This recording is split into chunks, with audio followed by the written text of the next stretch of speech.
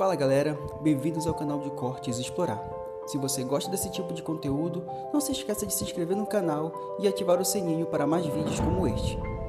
Tem assim, o Zé Apocalipse, ele aparece assim: Saddam Hussein é a besta do Apocalipse, Saddam Hussein é a besta do Apocalipse. Aí um camarada no outro quadrinho perguntando pra ele assim: mas eu não entendi, no mês passado você dizia que era Ronald Reagan. Aí no terceiro fala assim: não é porque eu tô com a versão revista e atualizada, né? Então quer dizer... Sempre atualizado. Eu tenho que cuidar que o Apocalipse não possa ser interpretado a partir de manchete de jornal. Porque se eu ficar com a manchete de jornal na mão, qualquer coisa que eu interpreto como a besta do Apocalipse. Eu posso falar que é o Macron, posso falar que é Trump, eu posso falar que é Elon Musk, qualquer um é a besta do Apocalipse. Teve um autor dos anos 60 que dizia que a besta do Apocalipse era a televisão. Que as TVs antigas tinham aquelas duas anteninhas e fala que ela tinha dois chifres, sabe? O que seria a besta do Apocalipse? Bom, os primeiros pais da igreja, os primeiros cristãos, ali depois do período apostólico, sempre interpretaram a besta do Apocalipse como sendo algo relacionado a Roma, ao Império Romano, que era o opressor da igreja naquela época, que era o que oprimia a igreja. Por exemplo, vou lembrar que o Irineu de Lyon, que foi discípulo de Policarpo, que foi discípulo de João, então ele estava bem perto ali da fonte apostólica. O Irineu de Lyon falava o seguinte: olha, o número 666, que alguns manuscritos até traduziam como 616, ele fala assim: o nome que dá isso aqui é Lateinos, em grego. Lateinos significa o império dos latinos, dos romanos. Sim. Então era alguma coisa ligada a Roma. Eles sabiam que tinha alguma coisa ligada com Roma. Roma era codinominada, né? De Babilônia. Ah, é? Tanto é que o Pedro, quando escreve a carta dele, ele fala assim: aos irmãos que estão na Babilônia. Na cultura judaica sempre chamava Roma pelo codinome de Babilônia, porque o maior opressor do povo de Israel no Antigo Testamento não foi o Egito, foi a Babilônia. De todos os opressores que Israel teve, aquele que mais trouxe traumas era a Babilônia. Entendi. Tanto é que quando você queria falar alguma coisa do mal, era a Babilônia. O mal vem do norte, que a Babilônia veio do norte. Mais do que a Assíria, mais do que os persas, mais do que Antíoco Epifânio, grego, todos foram opositores do povo de Deus. Sim. Os persas teve gente que opôs, o Antíoco Epifânio, mas assim, aquele que na época do Novo Testamento, todo mundo era a Babilônia. Você tem vários textos judaicos falando da Babilônia, mas é codificando Roma.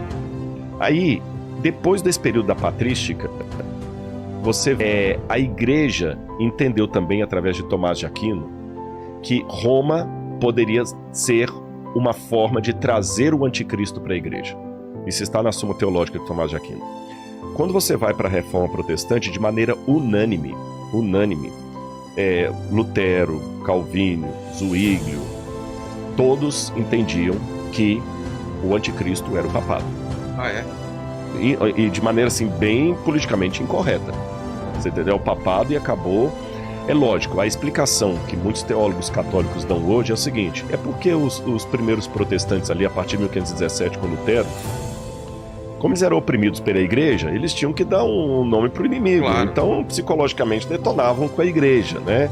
Mas hoje a gente não está mais assim tudo. Hoje, então, o que acontece? Muitos teólogos, já numa ideia mais de estabelecer a paz, não falam mais que o papado seria o anticristo. E você tem alguns autores, como, por exemplo, no século XVI, você tem o Francisco Rivera, que foi um padre católico dominicano, o Francisco Rivera, e tem o Luiz Salazar, os dois são da mesma época. Para tirar esse foco protestante de que o papado seria o anticristo, criaram o método preterista. O anticristo é Nero. Ponto. Não tem nada de papa. É o Nero. E depois muitos teólogos protestantes alemães acabaram bebendo na mesma fonte, aí o papado passou a ser Nero. Depois os futuristas começaram a falar: não, o anticristo, na época da Guerra Fria, que começou o dispensacionalismo, o anticristo é a Rússia. É a União Soviética, que tinha que demonizar os russos. Comunismo. Agora estão falando que a Rússia é com a China, né? Outros grupos minoritários, como as Testemunhas de Jeová, por exemplo, vão dizer que era a ONU. Outros grupos vão dizer que era um grande computador, Outros vão dizer que era um apóstata, que era um ateu. A internet.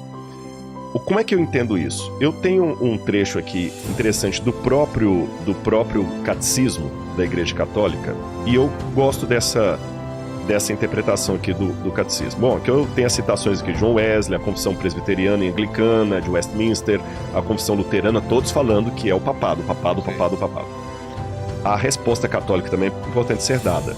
Os católicos dizem: o anticristo não pode ser o Papa, porque na carta de João é dito que o anticristo nega que Jesus veio em carne.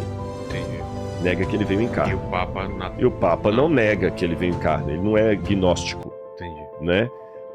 Mas olha o que diz aqui o catecismo da igreja. O catecismo tem lá os vários pontos, 537, 534, os parágrafos, mas para quem quiser olhar no catecismo é só colocar julgamento final da igreja. Interessante o título, julgamento final da igreja. E o catecismo diz assim: antes da segunda vinda de Cristo, aqui é a posição católica, tá, gente? Não vai valer por protestante. Sim. Antes da segunda vinda de Cristo, a igreja deve passar por um julgamento final que abalará a fé de muitos crentes. Eu concordo com isso.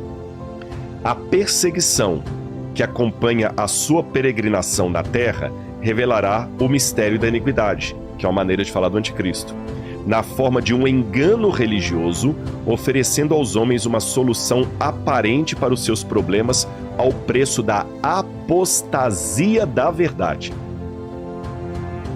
Ou seja, se é a apostasia da verdade, o afastamento da verdade, então o anticristo não pode ser um russo ateu, nem um muçulmano. Tá. O anticristo tem que ser alguém, e eu concordo com o catecismo aqui, tem que ser alguém que saiu de dentro do cristianismo, porque quando você vai aqui na carta de João, que fala do anticristo, fala aqui, olha, Evangelho de João, capítulo 2, versículo 18, fala: filhinhos, esta é a última hora, e como vocês ouviram que o anticristo vem, também agora muitos anticristos têm surgido, por isso sabemos que é a última hora. Eles saíram do nosso meio. Manifestações do anticristo já havia na época do Novo Testamento, porque eles falam que muitos anticristos já estavam surgindo. Segundo, o anticristo tem que ser alguém que sai de dentro do cristianismo, então não pode ser alguém de fora. E terceiro, esses anticristos da época de João eram um modelo daquele grande filho da iniquidade que ainda viria, que Paulo falou, que ainda não surgiu, mas virá, antes da vinda de Cristo. Porque fala que quando ele surgir, Paulo fala, o Senhor o destruirá. Então, peraí, então o anticristo não pode ser a União Soviética, porque não tinha União Soviética na época aqui. O anticristo não pode ser a ONU, porque não tinha a ONU nessa época. O anticristo tem que ser algum poder que já tinha exercício na época apostólica, que atraía pessoas que saíam de dentro do cristianismo e que, por alguma forma, vai estar de novo na segunda vinda de Cristo. Então, classificar o anticristo como um homem só já fica complicado, porque o camarada tem que ter 2000 anos de vida, pelo menos. Mas aqui, eu estou só pegando a Bíblia para ver que o que o catecismo está falando tá de acordo.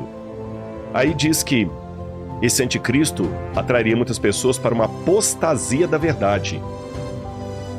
Deixa eu te falar uma coisa. Se a igreja se a mulher de Apocalipse 17 é o povo infiel, para você ser um adúltero, o primeiro requisito é ter sido casado. Para você morrer, o primeiro requisito tá vivo. Para você ser apóstata, o primeiro requisito é ter sido cristão. Sim. Não existe islamismo apostatado. Não existe budismo apostatado. Só existe cristianismo apostatado. Então o anticristo tem que ser alguma coisa que vai sair do cristianismo.